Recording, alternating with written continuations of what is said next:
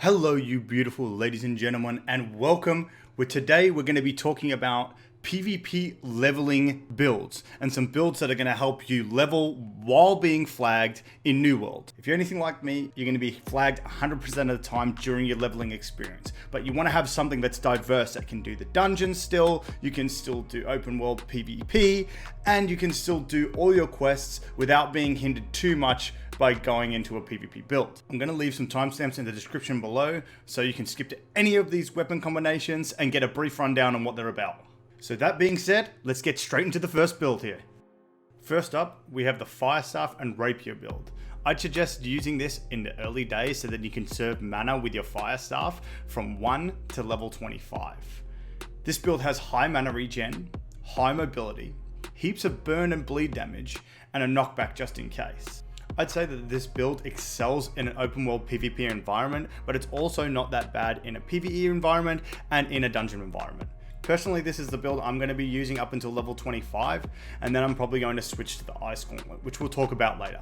Also, this build is really strong in solo play. So if you're a solo player and you don't really group with your mates very much, this will be a good choice for you. Next up, we've got Firestaff and Hatchet.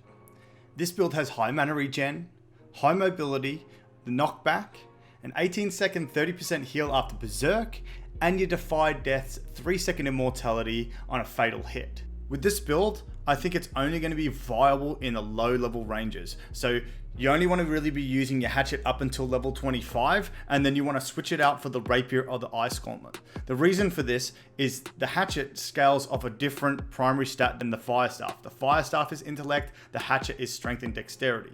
Early on, this isn't really going to matter too much, and the survivability of the Hatchet is going to enable you to be able to level PvP and do dungeons quite easily early on. So basically just giving you that extra bit of survivability in those early levels. Next up, we have the Firestaff and the Gauntlet.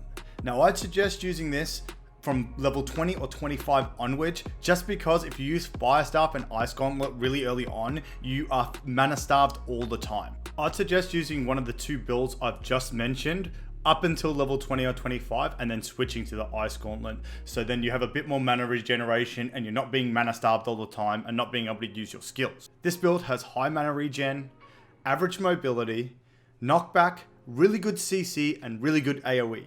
Later on, the Firestaff and the Gauntlet is so diverse, it can be used in wars, it can be used in PvE, it can be used in PvP, it can be used in dungeons. It basically can cover everything. If you're looking for a build that has a lot of diversity and can be used in basically every aspect of the game, this is probably the one you're going to go for. This isn't the meta for wars and stuff like that, but it is implementing a little bit of PvE and a little bit of PvP so you can do everything without losing too much damage and still being able to level and do all those other things. Next up is the Great Axe and Hatchet. This is a really popular build, especially amongst the Southeast Asian players, just because they're lagging a bit, and the way that the Great Axe works at the moment, where it magnetizes itself to players and NPCs, is really helpful for those types of people when they have lag.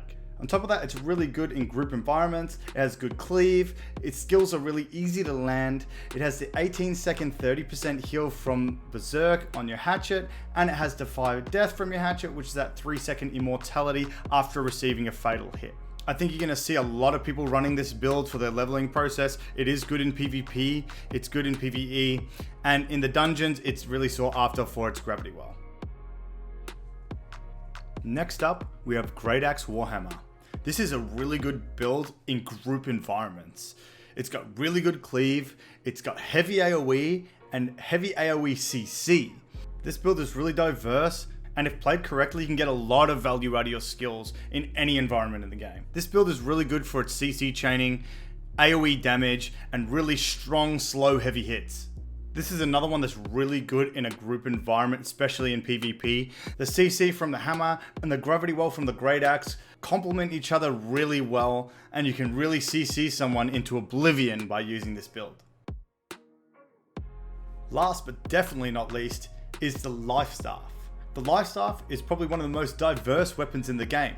You can focus it as heals and go into that main stat, or you can not go into the main stat at all and combine it with a damage dealing weapon and still get extreme value. So the way I've built the life staff is more for solo play, so it's more focusing on healing yourself, but is also alright in group environments as well. It's just mainly focusing on you.